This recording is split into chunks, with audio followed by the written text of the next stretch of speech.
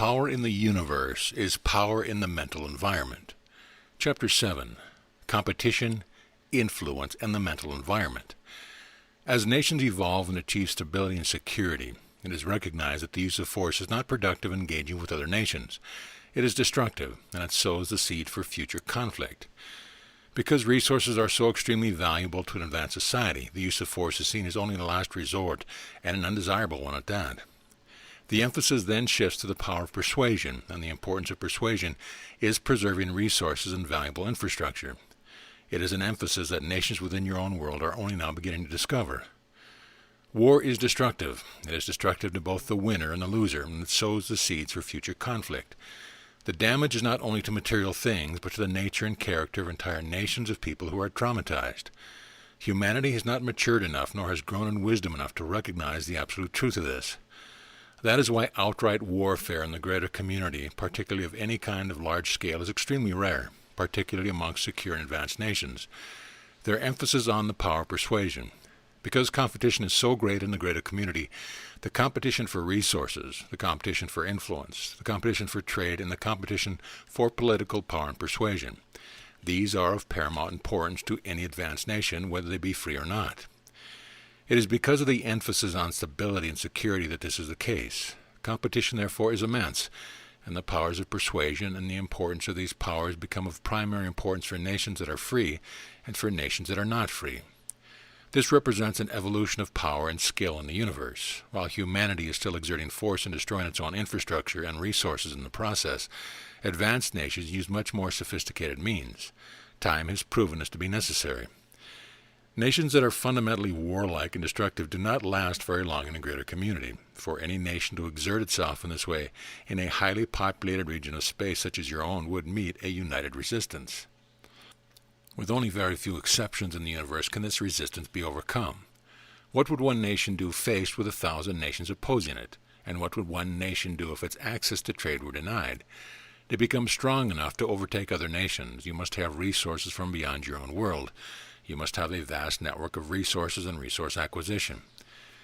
In an undeveloped part of the universe, where there are very few advanced nations and where trade has not been established and secured over time, it is possible for one nation to become powerful in this way. But eventually it will meet opposition, collective opposition. An empire might exist in an uncharted region, dominating many star systems. But if there is no one within its reach to overtake, it will eventually be limited by its own resources and by its logistical isolation. This is simply a fact of life. It is growing mature. It is an outgrowing the passions and aggressions of adolescence to a more mature and stable state. But in this more mature and stable state, competition is intense, and therefore the emphasis on the powers of perception and persuasion becomes of paramount importance. This now becomes how you contend with competing nations. This is how you contend with problems and difficulties. This power of persuasion and perception then becomes the focal point. Knowing what others are doing, perceiving their activities, trying to discern their secrets and their technological developments, discerning their intentions, discerning their communication, and discerning their diplomacy, all become a great emphasis now. For this reason, many nations have cultivated a special class of citizen individuals called seers. These individuals are not developed spiritually, but they have great skills in the mental environment. Their role is to see, to discern, and to interpret. In normal trade negotiations, what is written and what is said have to be interpreted very clearly. The long-range implications have to be discerned. The advantages and disadvantages have to be clarified. It is a matter of great importance. While outright lying and cheating on a large scale may be rare, subtle manipulations are ever present. Nations not only want to discern one another's intentions and capabilities, but also to discern one another's secrets, unspoken agendas, and long-range plans. You living in the world can understand this. This is what the nations in your world do regarding one another. Even nations that have very friendly relationships are always looking and watching to see what the others will do and to discern the other's strength and intention. Amongst nations that are in opposition to each other in the world, this is certainly the case. The difference in the greater community is at the level of skill, and the powers of discernment and persuasion are much greater. The nations in your world have not recognized the importance of establishing seers. Among seers, there are visionaries and there are locators. Locators are a very special class of seers that focus entirely upon locating facilities and pinpointing specific areas and activities within a nation. This has been developed to a very high degree to fight crime, for example, to deal with insurrections, and to deal with the problem of illegal drugs, which is a real problem in many nations. Locators are very important. If another nation has a secret facility, and it is recognized that such a facility either actually exists or may probably exist, locators are brought immediately to try to discern its precise location. Because visitation to other worlds is highly restricted, except between nations that have been long-standing and compatible relationships with one another, the function of locators becomes even more significant. It is a specialized talent. Seers are used to witness negotiations, to review contracts, to serve as witnesses to diplomatic efforts, and to sit in on councils. They are certainly used in judicial matters to discern the truth and the falsity of evidence and declaration. Even advanced nations that are not free recognize the limits of technology.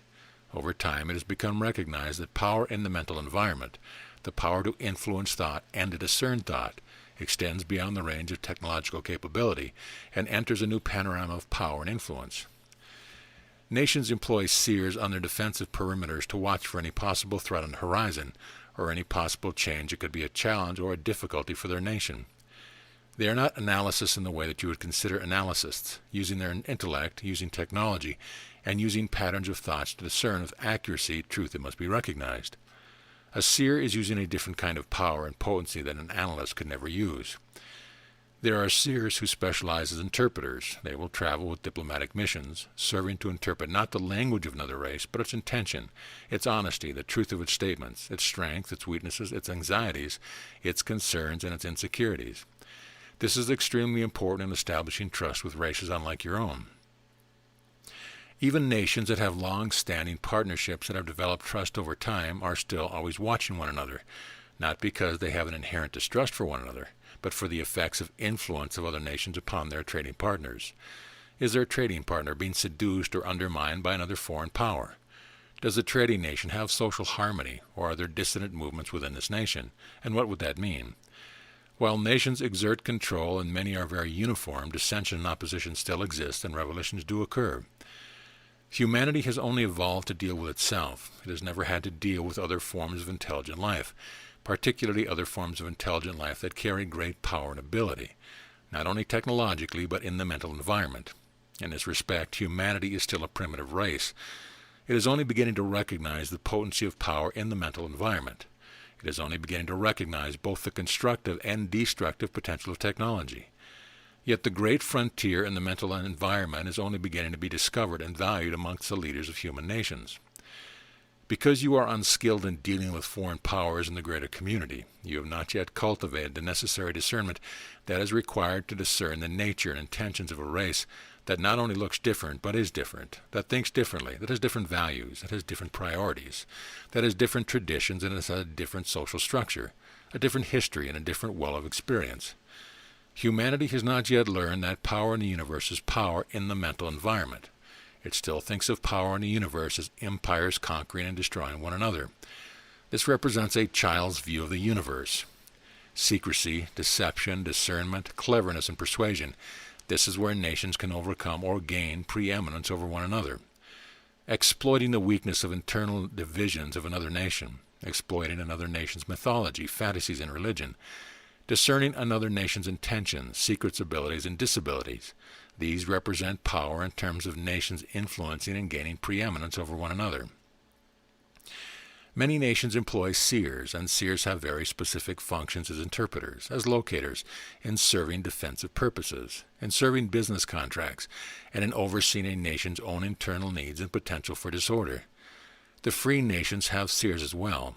Their seers are employed for the same purpose, but they are guided by a deeper knowledge, which can make them more powerful and more penetrating than the seers employed in nations that are not free.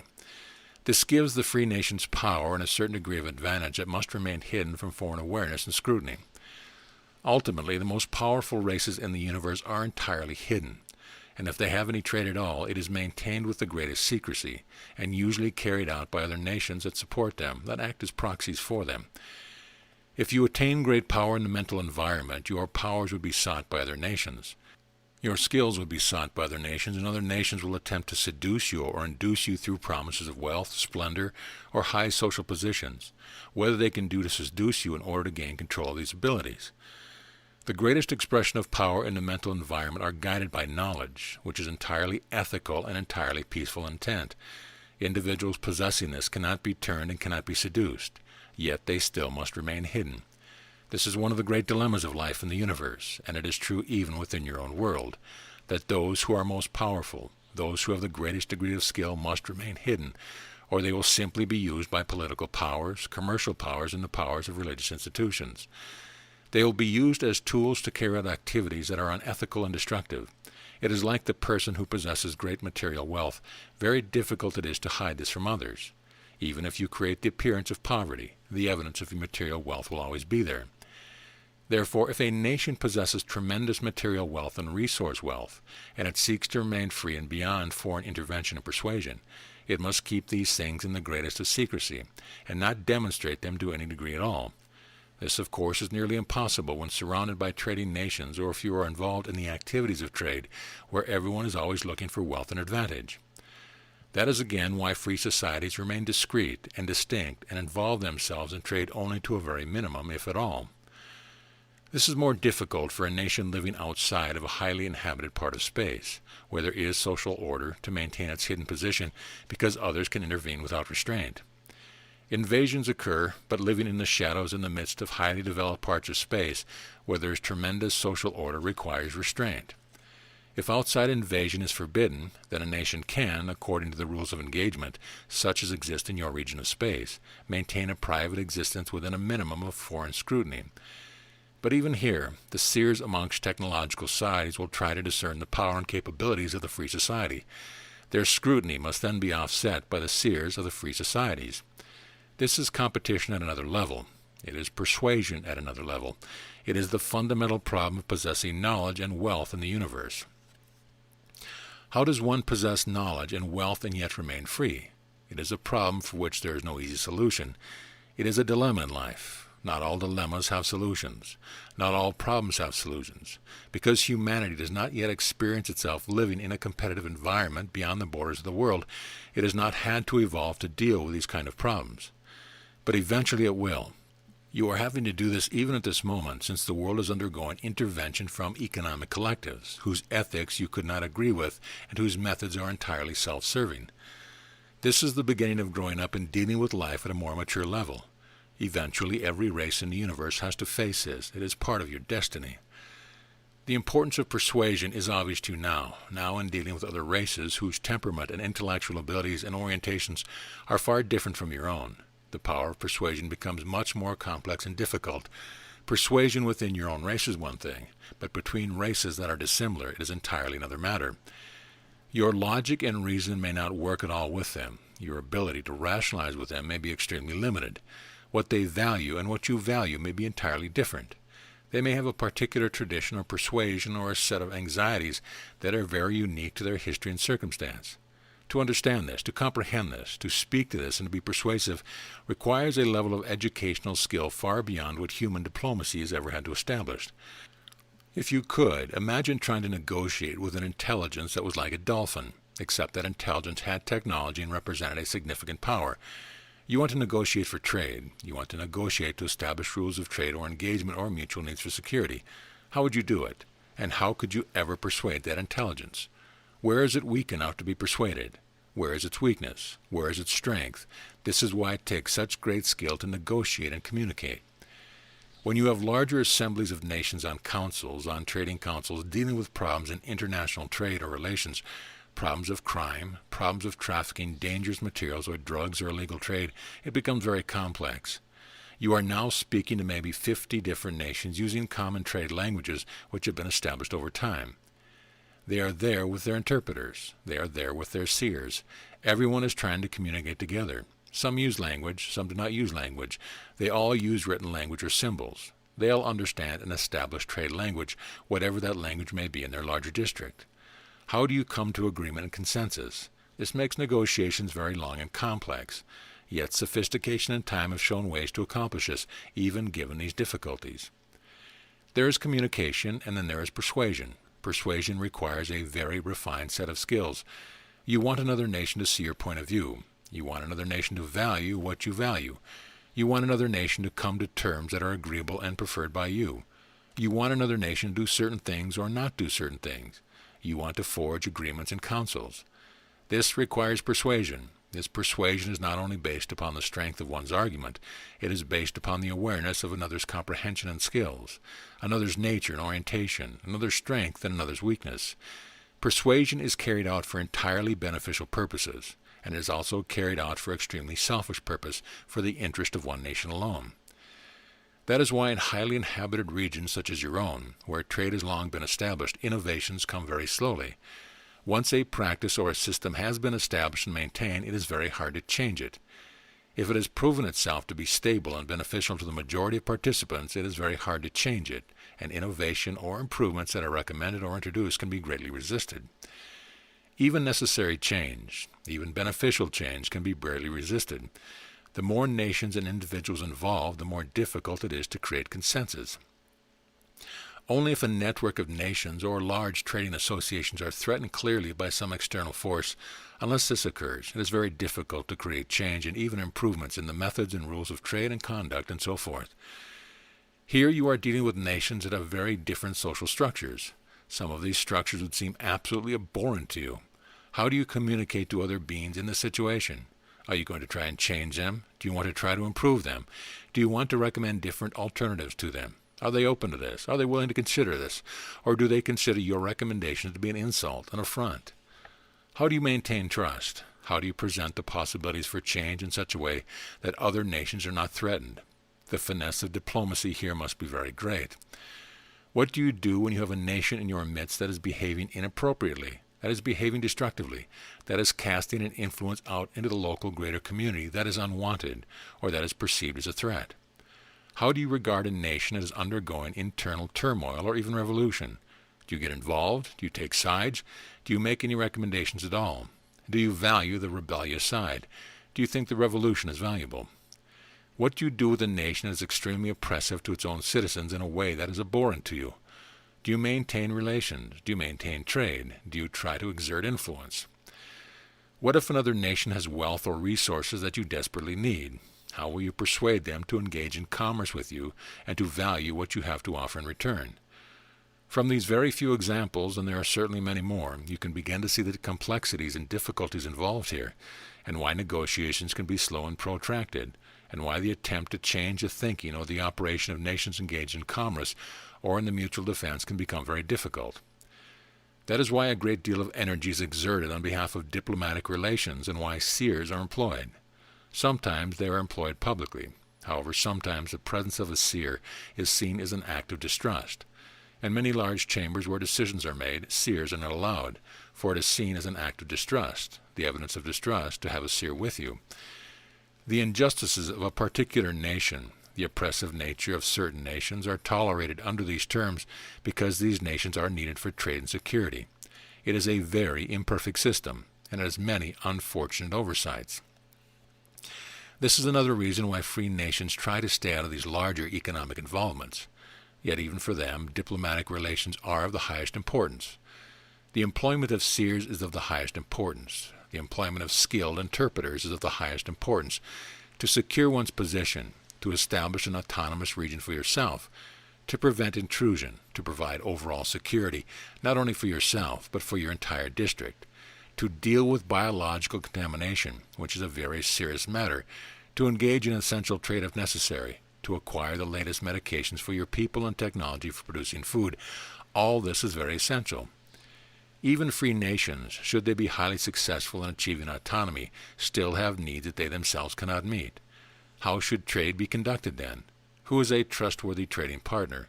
How will you engage in trade to keep others out of your environment?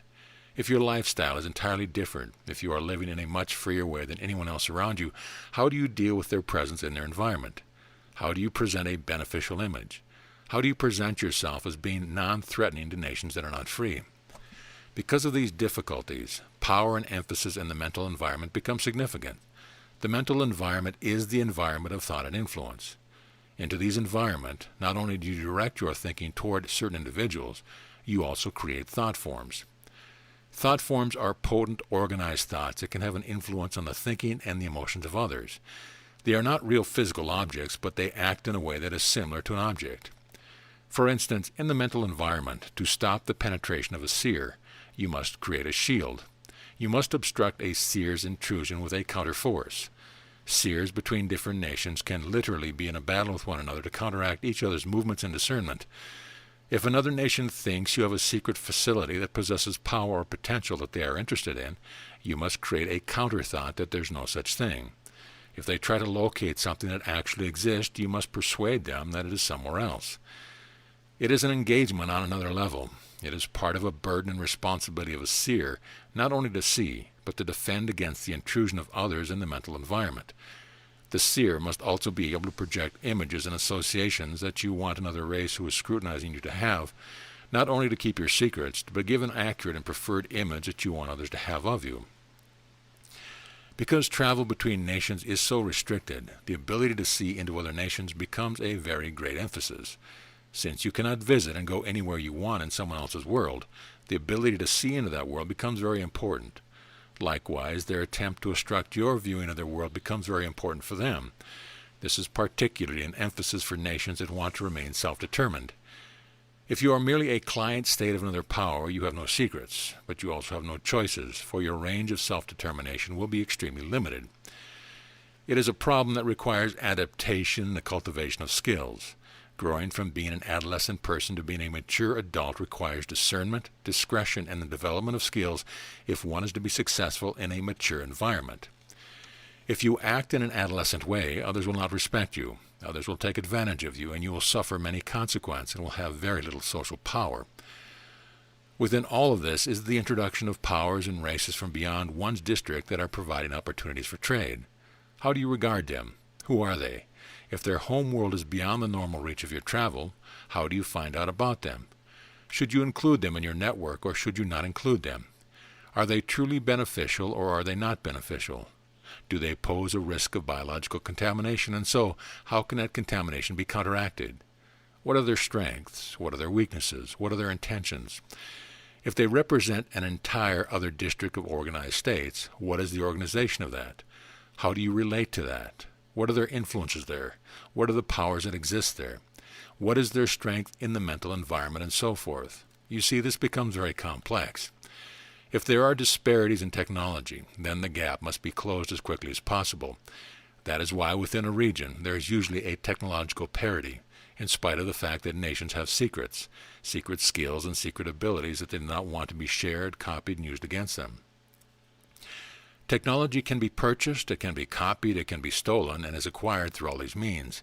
That is why once one nation in a region develops new technology, it is not long before everyone has it. To keep it secret is very difficult, because if you keep it secret, you cannot really use it. And if you use it, it soon becomes known to others and loses its potential advantage in negotiations or relations with other states. To keep it secret is very difficult, because if you keep it secret, you cannot really use it. And if you use it, soon it becomes known to others, and loses its potential advantage in negotiations or relations with other states. This is why no nation has absolute power, because it could not sustain itself over time. It would fracture from internal divisions, internal rebellions, and from problems in resource acquisition. Its skills and powers would be discerned and copied, and its technology stolen. To reach stability and security, most nations will share or sell their technology if they cultivate something that others do not have. It is very difficult to keep it secret, and if you try to do so, then it arouses suspicion and distrust, inquiry and discernment. Along with this, there is also a fascination with the internal workings of other nations, their social structures, their social problems, and the difficulties that their leadership undergoes. Rumors are created. There is much speculation. Nations take great interest in the peculiarities of other nations, and their social problems and their corruption. This is done to promote one nation's sense of unity and superiority. It is also done because intelligent beings are by nature curious, and because intelligence breeds curiosity. That is one of the problems of collective breeding. How do you keep a bred segment of the population from becoming curious, interested, stimulated, and tantalized by things they might see around them? Intelligence breeds curiosity. It also exposes one to greater degrees of influence and stimulation. Nations become very interested in another's peculiarities, difficulties, corruptions, problems, conflicts, and so forth, not only from a political standpoint, not only in the halls of government, but amongst citizens as well, who love to indulge themselves in the problems of others or in the suspicion of problems of others. Therefore, there are many rumors, of course, and much of this is published for public consumption. Large nations, if they have independent citizens, have large media networks that are highly controlled. But nonetheless, rumors and even real state secrets emerge and are hard to keep out of public scrutiny. In freer nations, there are very few secrets that are kept from the public to limit speculation and to establish unity around wisdom and shared concern for security and for well-being. It is an entirely different emphasis that is exerted in states that are not free. Humanity is emerging into this environment of persuasion and power into the mental environment. That is why you must be extremely discreet. That is why you cannot be broadcasting your entire society out into space through your transmissions. That is why eventually you will have to have seers who are skilled, locators who are skilled, and interpreters who are skilled, both to deal with internal affairs and to deal with the immense challenges of functioning in the greater community.